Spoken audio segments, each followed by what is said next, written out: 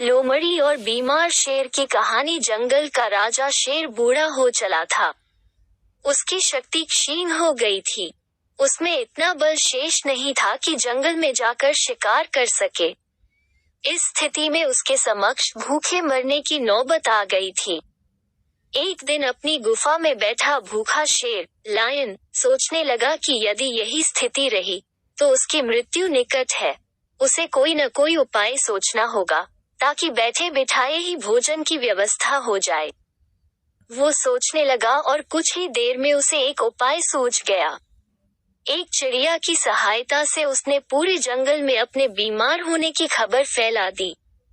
जंगल के राजा शेर के बीमार होने की खबर सुनकर जंगल के जानवर उसका हाल चाल पूछने उसके पास पहुंचने लगे।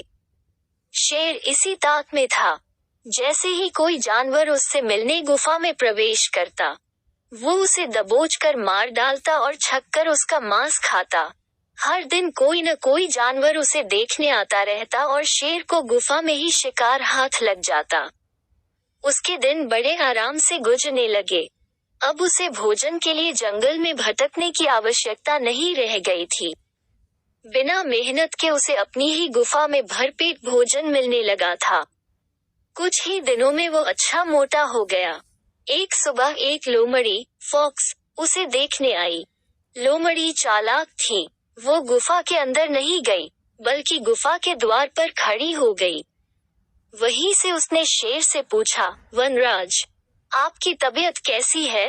क्या अब आप अच्छा महसूस कर रहे हैं? कौन हो मित्र? अंदर तो आओ। मैं बीमार बूढ़ा शेर बाहर तक तुमसे मिलने नहीं आ सकता। मेरी दृष्टि भी कमजोर है। मैं तुम्हें यहाँ से ठीक से देख भी नहीं सकता। आओ मेरे पास आओ, मुझसे आखिरी बार मिल लो। मैं कुछ ही दिनों का मेहमान हूँ। शेर ने फुसलाकर लोमड़ी को गुफा के अंदर बुलाने का प्रयत्न किया। शेर के बोलते समय लोमड़ी बड़े ही ध्यान से गुफा के आसपास का नजारा ले रही थी। शेर की बात खत्म होते ही वो बोली, वनराज, मुझे क्षमा करें, मैं अंदर नहीं आ सकती। आपकी गुफा में अंदर जाते हुए जानवरों के पैरों के निशान तो हैं, किंतु बाहर आते हुए नहीं। इसका अर्थ मैं समझ गई हूँ। सब कुछ जानते बूझते हुए भी यदि मैं अंदर आ गई, तो उस जानवरों की तरह मारी जाऊंगी, जिनके पैरों के ये निशान हैं। इसलिए मैं जा रही हूँ। लोमड़ी ने जंगल में जाकर बूढ़े शेर की करतूत सभी जानवरों को बता दी। उसके बाद कोई भी जानवर शेर से मिलने नहीं गया। इस तरह अपनी बुद्धिमानी से लोमड़ी ने न सिर्फ अपनी जान बचाई, बल्कि जंगल के अन्य जानवरों को भी शेर के हाथों मरने से बचा लिया।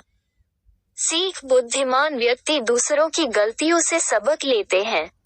अगर आपको वीडियो अच्छा लगा तो सब्सक्राइब करें और शेयर करें एजुकेशन स्टोरी।